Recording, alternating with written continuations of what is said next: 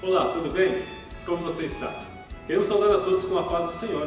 Estamos aqui para mais uma Escola Bíblica Dominical, diretamente da Igreja Evangélica Assembleia de Deus em Curitiba, que é presidida pelo pastor Wagner Tadeu dos Santos Gabi, aqui da congregação do Parque Industrial, dirigida pelo evangelista Aguinaldo Vieira.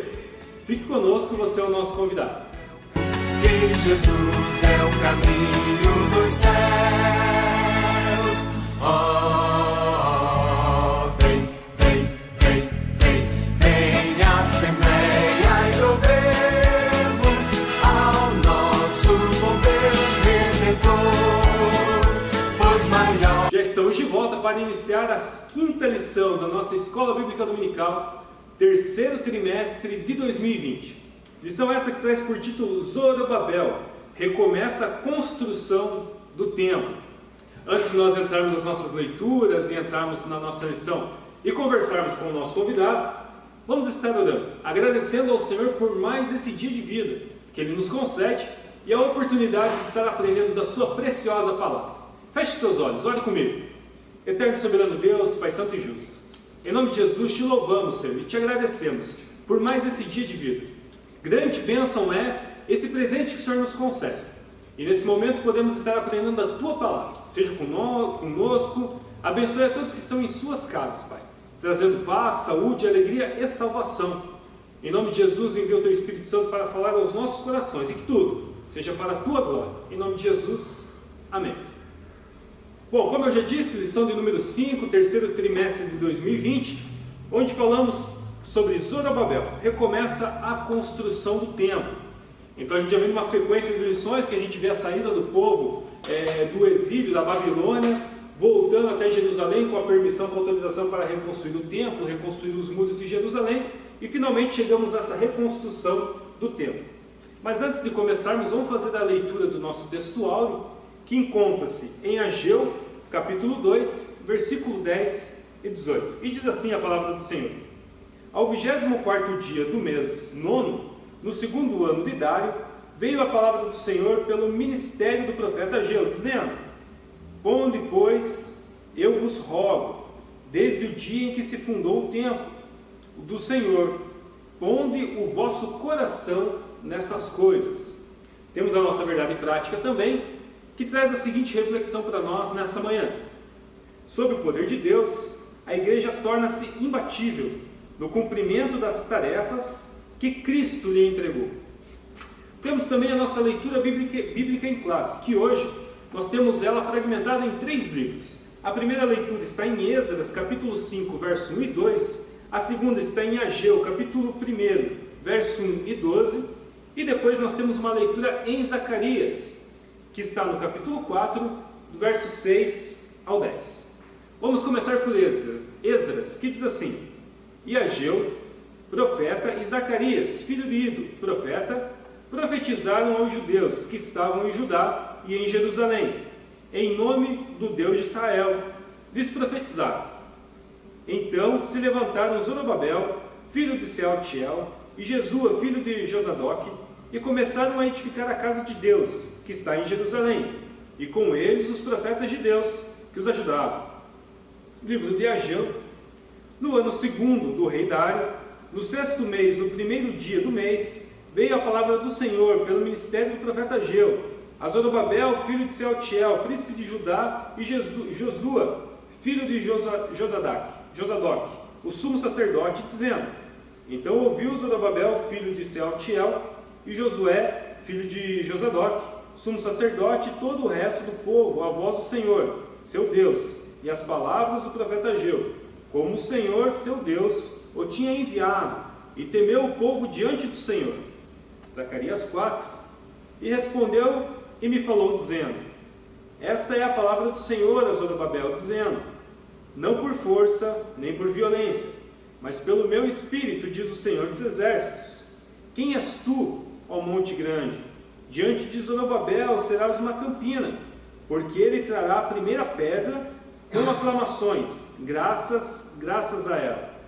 E a palavra do Senhor veio de novo a mim, dizendo: As mãos de Zorobabel têm fundado esta casa, também as suas mãos acabarão, para que saibas que o Senhor dos exércitos me enviou a vós. Depois, porque quem despreza o dia das coisas pequenas, pois esse se alegrará, vendo a pluma da mão de Zorobabel. São os sete olhos do Senhor, que discorrem por toda a terra, que discorrem por toda a terra. Amém? Então, para essa lição de número 5, estamos hoje aqui com o cooperador irmão Juvenil Aquino, cooperando conosco em mais uma lição. E para nós iniciarmos, eu já peço para que você saúde a todos que estão em casa e já faça uma breve introdução do que veremos hoje.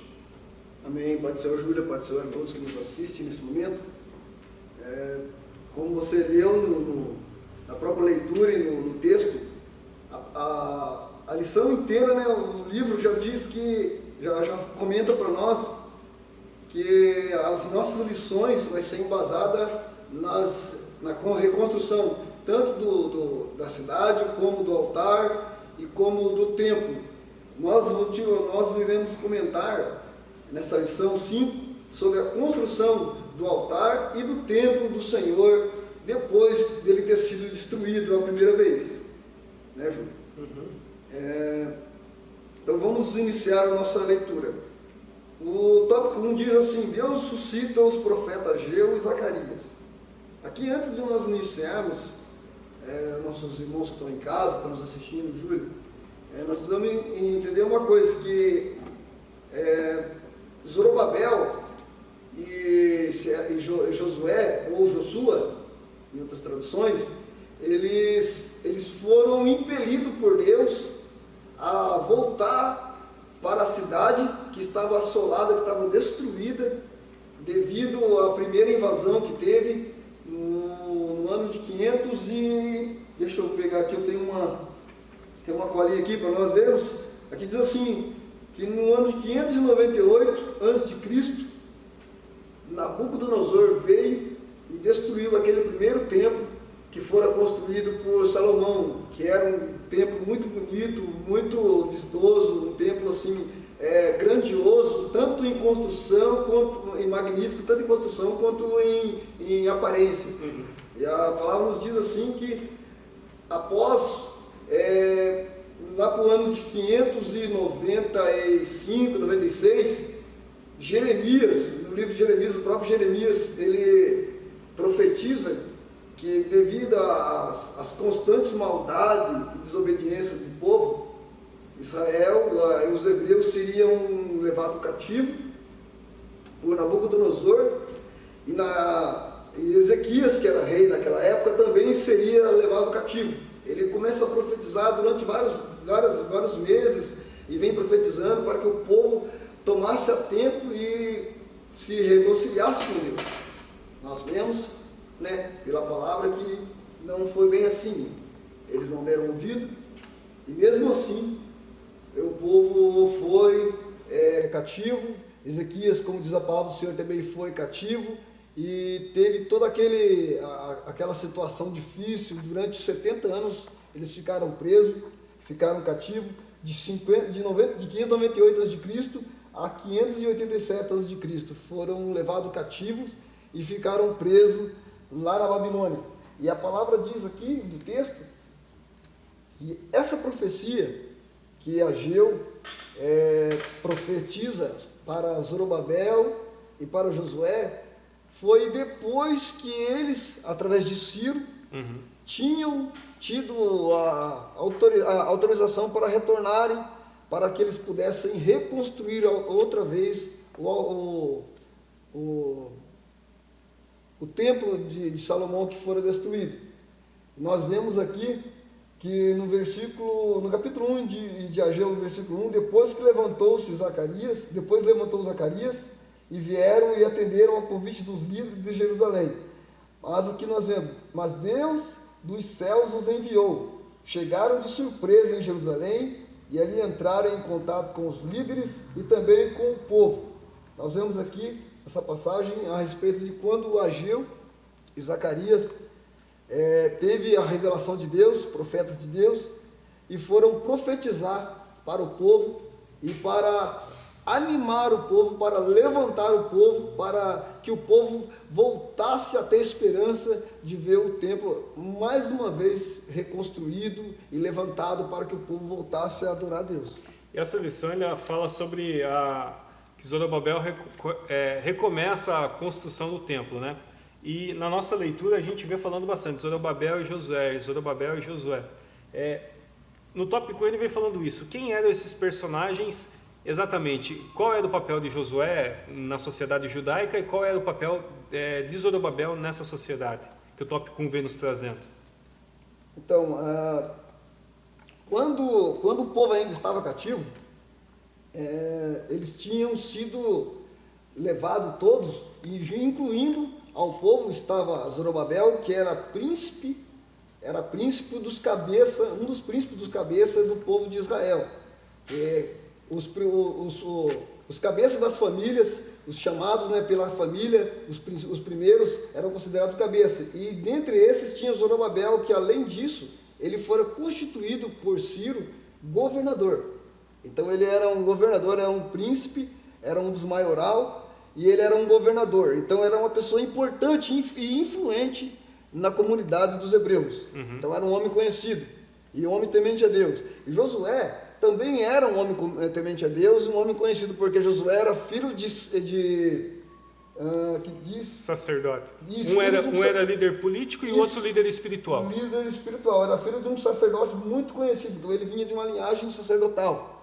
Então são pessoas muito influentes na sociedade e que Deus levantara eles, exatamente por eles terem uma influência, para que através deles o povo se animasse de novo à reconstrução do templo novamente. Você falou que os profetas se ergueram, né, para trazer essa mensagem ao povo, essa profecia ao povo. E no subtópico 2 ele vem falando do resultado que essa mensagem profética trouxe para o povo naquele momento. Que resultado foi esse? Como mexeu com o povo isso? Então nós vemos, Júlio, que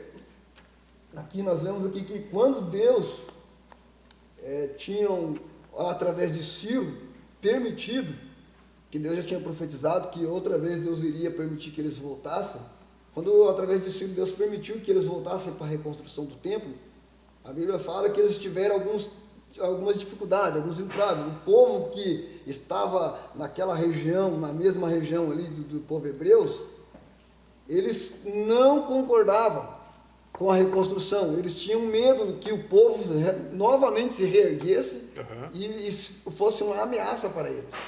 Então, quando Ciro permitiu que Zorobabel, Josué e mais os líderes políticos viessem com o povo que restou para reconstruir de novo o templo, o povo que estava ao seu redor começaram a questioná-los, começaram a desanimá-los para que eles pudessem desistir da obra. Se a gente lembra da aula passada, uma influência negativa, por assim dizer, muito forte dos samaritanos naquele momento. Também. E daí o que aconteceu? Com isso, quando eles viram que não estava conseguindo fazer com que o povo parasse, eles armaram um cenário, uma mentira, construíram uma mentira através de alguns líderes também, e foram até o rei, na época era Artaxerxes, e mentiram, usaram de engano, disseram que se o povo novamente construísse um muro, construísse o templo, e reformasse o templo, e se constituísse novamente o território deles, eles seriam um povo rebelde, eles iriam se rebelar contra o próprio rei, e não iria mais pagar imposto, não iria ser submisso mais. Na verdade, Deus tinha permitido isso para que o povo voltasse a oferecer sacrifício, para que o povo se consagrasse novamente a Deus, voltasse a servir a Deus. Porém, aqueles povos ao redor fizeram essa mentira e levaram até Artaxerxes. E a Bíblia diz que quando Artaxerxes buscou nos livros das crônicas dos reis sobre a história de Israel, realmente Israel guerreou com aquele povo no passado. Mas por quê? Porque aquele povo no passado queria destruir eles. Então era óbvio que eles iriam defender o seu povo, o seu Teria território. uma reação. Sim. Então, com medo disso, Artaxerxes mandou que eles encerrassem, que eles parassem a construção. E aí esse cenário durou 15 anos. E depois de 15 anos, nós vamos ver mais para frente também, mas após 15 anos, entra nessa passagem que nós vemos ali, que Deus levantou Ageu e Zacarias para profetizar para o povo, para profetizar para Zorobabel, que era o governador, para profetizar não só para ele, mas para Josué, para que eles voltassem à obra, voltassem a executar a obra que Deus tinha mandado a eles lá no passado, que era a reconstrução do templo, para que o povo viesse a consagrar a Deus e viessem a servir a Deus de novo. Então, tudo se embasou nisso. Essa profecia se deu porque eles desistiram. Após esse embargo de Artaxerxes, eles desistiram e ficaram 15 anos sem mexer no templo e voltaram à sua vida de novo, cotidiana, plantando, colhendo, mexendo nas suas vidas diárias. E foi aí que Deus levantou esses 2 profetas para dar um chacoalhão no povo. A gente vê 15 anos ali de sono, 15 anos de desânimo do povo, sabendo que a promessa já existia de reconstrução, sim, havia a autorização de Dário para a reconstrução, mas houve esses 15 anos de morbidão, vamos dizer assim, e desânimo do povo. Aí veio a profecia dos 2 profetas, Ageu e Zacarias. E isso gerou ao povo um impulsionamento, que a gente vê lá no subtópico 3. E isso continuou, sim, essa profecia, essa promessa continuou com o povo até a conclusão da construção do templo. Como que foi isso? Como que foi esse impulso ao povo e como que se deu essa construção? Nós vemos aqui no subtópico 2 aqui, que Zacarias, Ageu, ele chegou num determinado momento, que nós podemos ver lá no livro também, que eles confrontaram a Zorobabel e a Josué, que eram, além de líderes, eram homens que o povo espelhava neles, para que eles pudessem ter algo a buscar, algo a almejar. Então Ageu e Zacarias chegaram nele através de Deus, porque Deus havia também profetizado.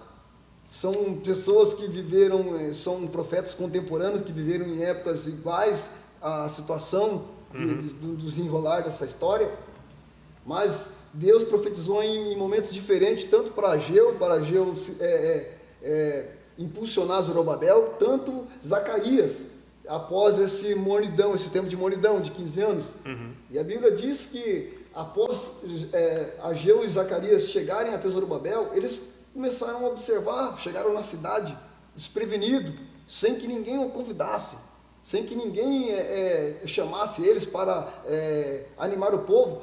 Deus o impulsionou eles, e chegando lá, a Bíblia diz que começaram a observar o local que eles estavam assentados e viram que eles estavam muito tranquilos, estavam levando a vida cotidiana deles normais, estavam cuidando dos seus gados, dos seus afazeres, das suas plantações, uns comprando, outros vendendo, negociando, e o templo do Senhor a ruína.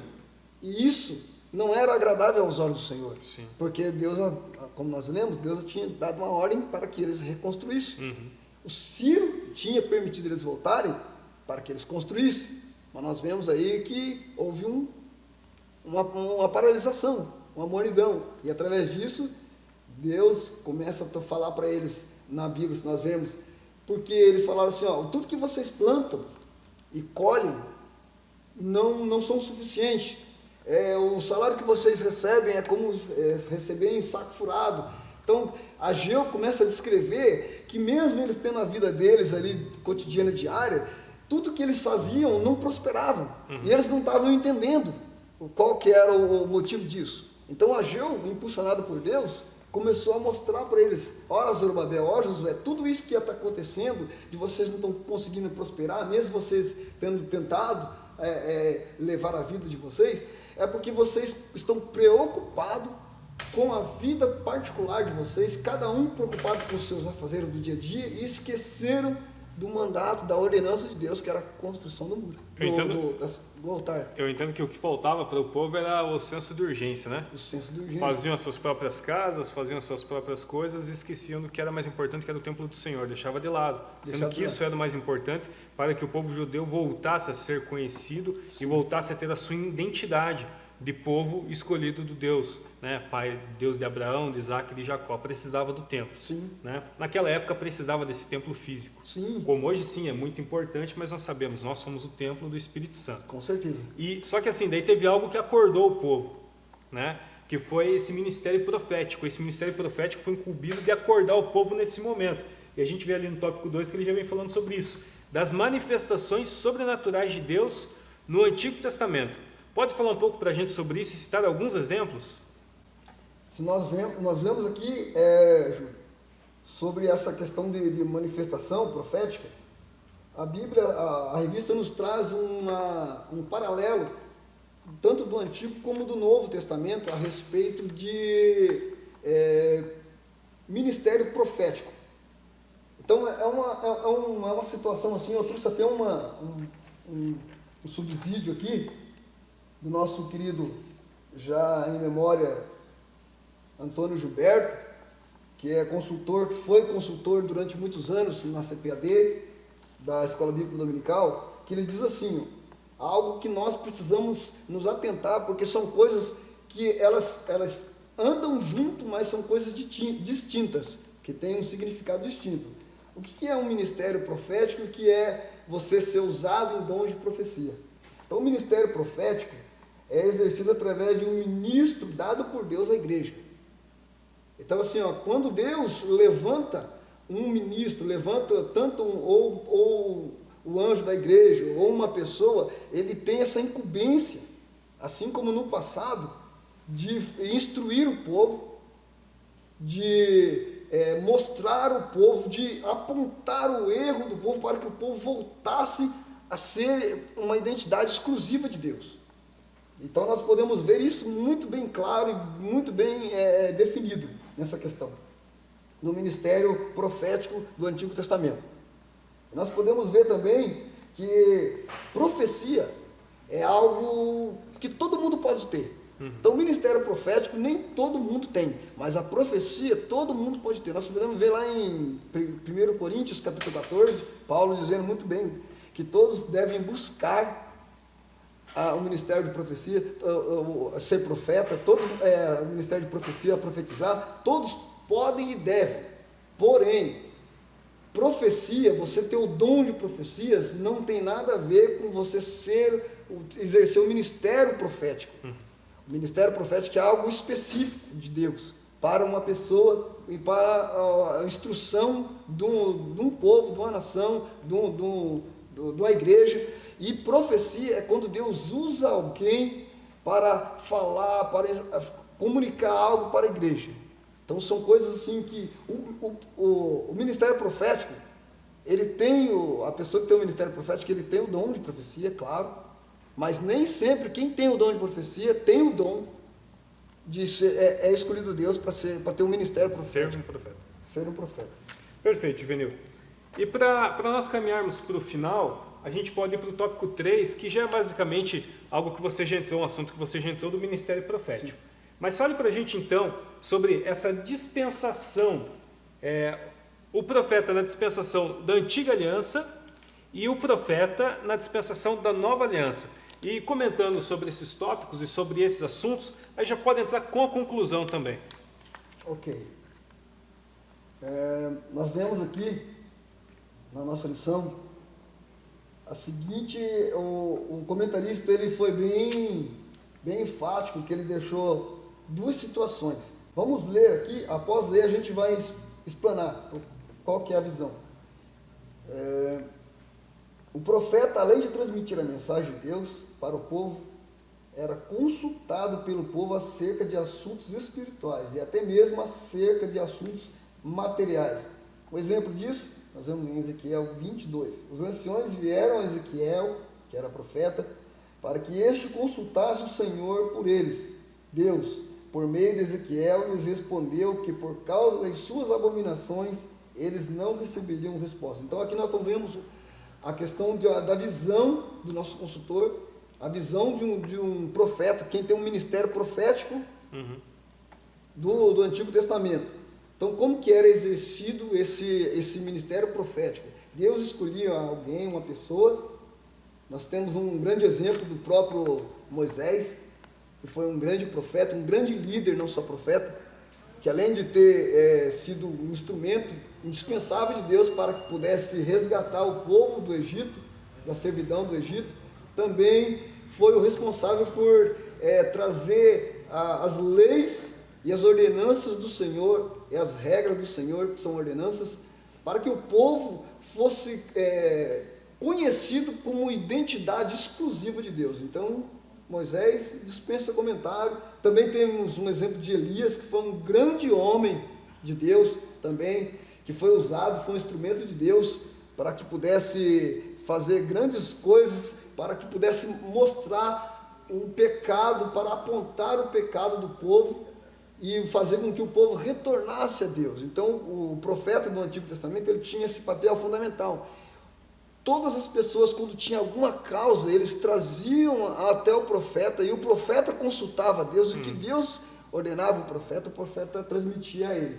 Também o povo também tinha demanda do próprio povo. Por exemplo, às vezes o povo tinha alguma questão do seu dia a dia, do seu cotidiano, e o povo trazia as suas situações do dia a dia para que o profeta buscasse a Deus e desse uma direção para eles. Então, esse era um dos papéis do profeta do Antigo Testamento. Acho que muito bem colocado a questão do papel de liderança do profeta. Por mais que ele não fosse um líder político, Sim. Ele sim fosse um líder espiritual, mas se a gente olha toda a história profética, os profetas, os grandes profetas, os sacerdotes, mas aqui especificamente profetas do Antigo Testamento, a gente vê que até mesmo os reis vinham consultar com eles. Então aqueles que eram líderes políticos do povo consultavam o líder espiritual. Então, querendo ou não, o profeta tinha esse papel importante de liderança em toda a sociedade judaica.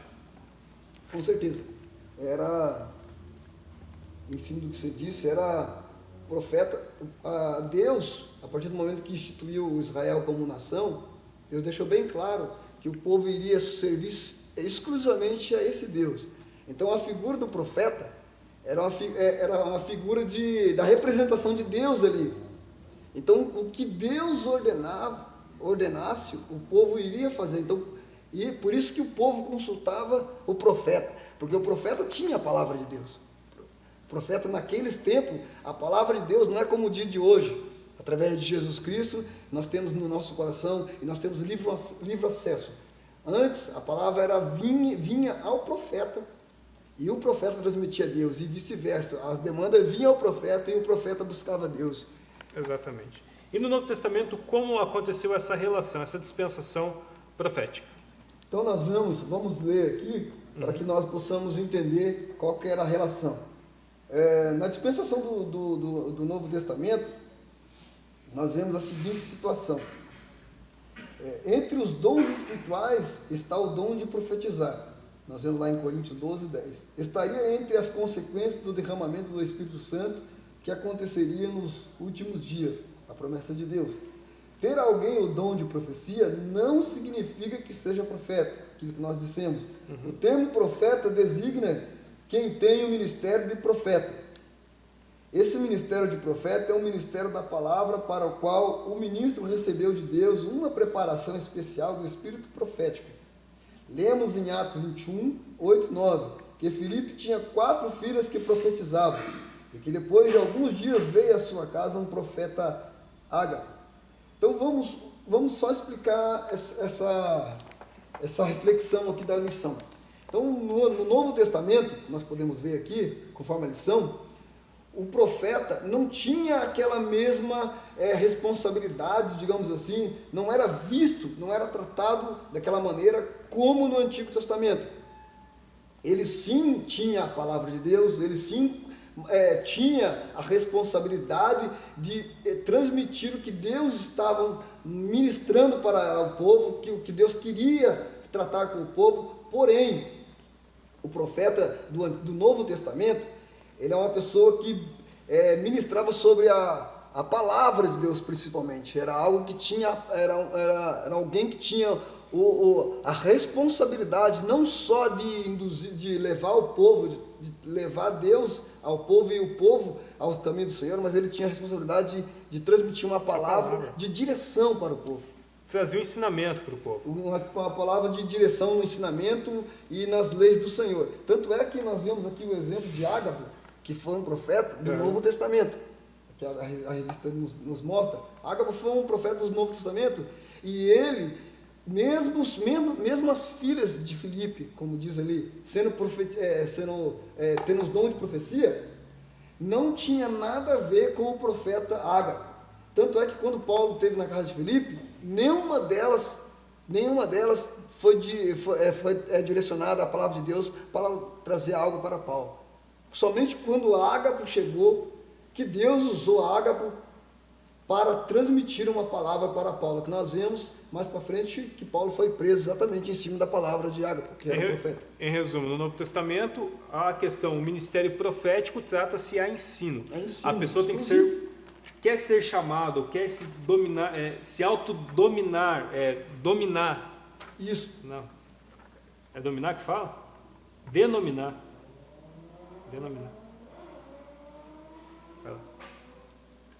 Ou seja, no Novo Testamento, a questão profética, o ministério profético está ligado a ensino. Sim. Se a pessoa quer ser chamado profeta, ou se quer se autodenominar profeta, tem que ser moldado na palavra. A pessoa tem que saber dominar a espada, manejar a espada para poder ensinar.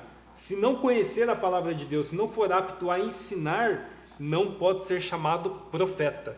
É isso? Com certeza. A própria lição nos traz esse cuidado, que na nova aliança, na antiga aliança, os profetas eram consultados pelo povo e transmitiam a resposta de Deus.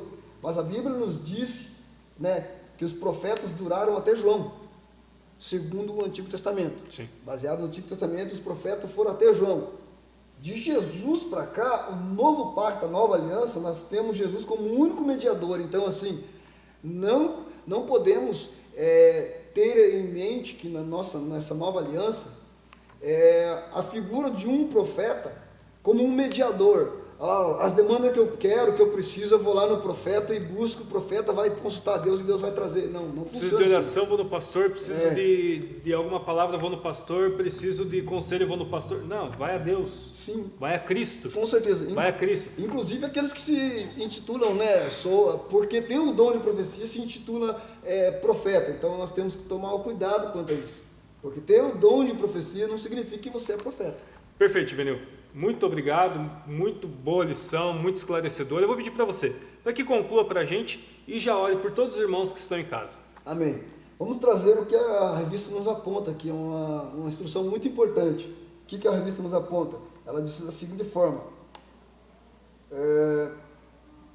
veremos aqui. É importante que no ensino doutrinário que nós temos sobre o que é um profeta, e o dom de profecia, fica neste caso a seguinte instrução, que os profetas de hoje, nós não podemos ter em mente esse tipo de avaliação, que porque a pessoa tem um dom de profecia, ela pode ser consultada que Deus vai trazer a palavra para ela. Não, nem sempre Deus vai falar com a pessoa da seguinte maneira, nem sempre Deus vai usar a pessoa que tem o dom de profecia para instruir alguém. Deus vai usar um pastor, Deus vai usar o profeta instituído por ele, para que a pessoa, ou quem quer que seja instruído por Deus, pela palavra, através do seu profeta, de Deus, para poder instruir essas pessoas.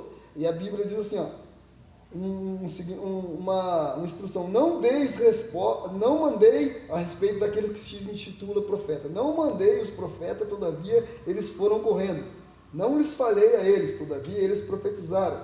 Em Jeremias 23, 21. É fundamental que os obreiros ensinem a igreja acerca do uso correto do dom, inclusive de profecia. Por quê? Por causa disso, que às vezes as pessoas se confundem o dom de profecia com ser um profeta de Deus instruído pela palavra. Coisas distintas. Coisas distintas. Muito importante as duas mais distintas. Juvenil, Deus abençoe, muito obrigado pela aula.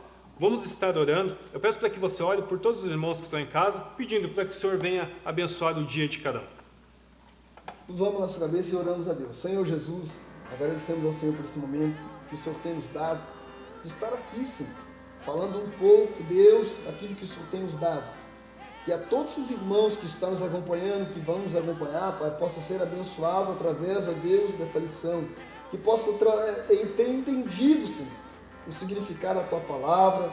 Que possa, Deus, que a partir de agora, Senhor, ser instruído pelo Senhor e começar, Senhor, a se portar de maneira grande, Senhor, na Tua presença, em espírito e em verdade. O Senhor abençoa todos, ó Deus, que nos ouve. Abençoa o irmão Júlio, ó Deus, que sempre tem, ó Deus querido, essa disposição de estar trazendo para nós a EBD. Pai, em nome do Teu Filho amado, nós agradecemos a Ti. Amém.